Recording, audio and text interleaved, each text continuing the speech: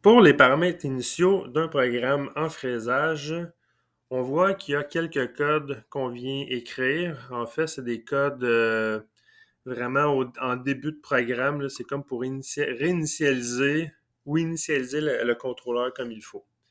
Alors, le premier code de base qu'on va écrire, ça va être G00. C'est pour activer l'avance rapide au début. Ensuite, on a le G17. Le G17, c'est la sélection du plan de travail. Je vais vous montrer une petite image qui va vous expliquer c'est quoi. Pour une fraiseuse verticale, alors quand la table est à l'horizontale et la tête de la fraiseuse est verticale, on va utiliser, dans la plupart des cas, le plan de travail G17. Ça veut dire à plat sur la table. Comme par exemple, si j'avais besoin de faire des trous, ben, la position de mes trous serait par rapport au X, Y. Sauf que si on a, par exemple, une fraiseuse horizontale, alors la table, elle est verticale, la tête, elle est horizontale, ben là, on va utiliser le G18 ou le G19, tout dépendant comment que la tête et la table sont placées. Alors, dans notre cas à nous, ça va être tout simplement le G17 comme plan de travail.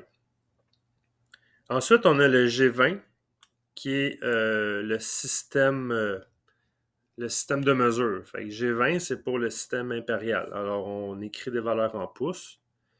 Ensuite, le G40, c'est que durant le programme, on a probablement activé des compensations d'outils avec G41 ou G42 ou même G43 pour les longueurs d'outils. Ben, le G40 vient annuler tout ça, juste pour effacer toutes les compensations qui ont eu lieu, si jamais il y en a qui sont encore activées. Le G80, c'est un peu le même principe, c'est juste que c'est pour les cycles de perçage. Alors, si on a un cycle de perçage G81, G83, ben, par sécurité et par défaut, on va mettre un G80 au début du programme pour désactiver ces cycles-là, parce que sinon, il va toujours rester dans le cycle si on ne le désactive pas. Le G90, c'est que là, on est en train de dire au contrôleur, toutes les coordonnées que je vais te donner, ben, c'est par rapport à l'origine pièce. Alors, c'est en absolu par rapport à l'origine pièce. Le G94, c'est pour spécifier que l'avance de l'outil est en pouces par minute.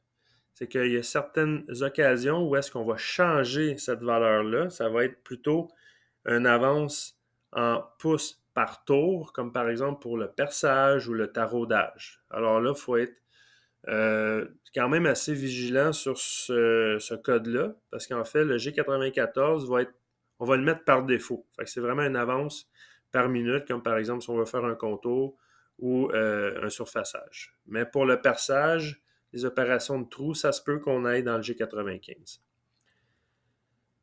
Ensuite, la deuxième ligne de code pour les paramètres initiaux, ça va être le zéro retour des axes. Alors, pour le zéro retour, c'est le G28. G28 et on doit obligatoirement mettre le G91 également en incrémental pour faire un zéro retour. Très important, toujours faire le zéro retour en Z en premier, parce que si on fait le XY en premier puis que la tête, elle est très basse, ben, ça se peut que l'outil qui est dans la broche ou la tête de la fraiseuse entre en collision avec quelque chose qui est sur la table. Alors, très important, zéro retour en Z en premier. Et sur la deuxième ligne, on va également réécrire le G28. On n'est pas obligé de réécrire le G91 parce que c'est un code qui va rester actif tant aussi longtemps qu'on n'active pas avec un G90 par la suite. Là. Bon, il va toujours rester actif jusqu'à temps qu'on le change. Alors, c'est pour ça qu'on ne l'écrit pas. Le G28, X0, Y0. Là, ce qui va arriver ici, pourquoi qu'on n'a pas mis le XY sur la même ligne en disant, bon, ben, on fait le Z en premier, le X puis le Y en deuxième, c'est que la fraiseuse, ben, la machine CNC va prendre le chemin le plus rapide. Alors, si on met Z, X, Y, ben, elle va faire comme une diagonale. Elle va faire comme les trois en même temps, ce qui n'est pas nécessairement meilleur pour la sécurité, là, pour éviter les collisions. Alors, c'est pour ça qu'on met vraiment le Z sur une ligne. Quand le zéro retour est terminé, là, on va faire le XY par la suite. Et là, le XY va faire une diagonale. OK? Il ne fera pas le X en premier puis le Y en deuxième. Si on avait voulu faire ça, il faudrait mettre ça sur toutes des lignes différentes. Alors, ça, c'est nos 3 lignes de paramètres initiaux qu'on doit écrire. Alors, je vais prendre un exemple ici sur mon programme, dans mon bloc-notes. Je vais faire un Enter supplémentaire vraiment pour séparer mon début de programme avec mes paramètres initiaux. Alors, on va écrire G00 en majuscule, les lettres. Ensuite, on va écrire G17 pour le plan de travail en XY. On va écrire G20 pour le système impérial. On va écrire G40 pour annuler toute compensation d'outils. On va écrire G80 pour annuler tous les cycles de perçage qui auraient été activés. G90 en absolu par rapport à la pièce et G94 pour l'avance en pouces par minute. Deuxième ligne, G91 en incrémental avec le G28 qui est un zéro retour. On va faire l'axe Z en premier. Alors, Z0.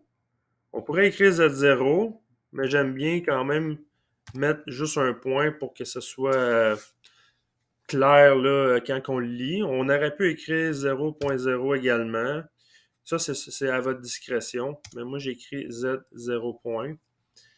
Et la troisième ligne, on va rappeler le G28 parce que lui, il n'est pas modal qu'on appelle. Fait qu'il faut le répéter. Mais le G91, on n'a pas besoin. Là, il est toujours actif, le G91. Là, on va écrire X0 point, espace, Y0 point. Et là, nos paramètres initiaux sont établis dans notre programme.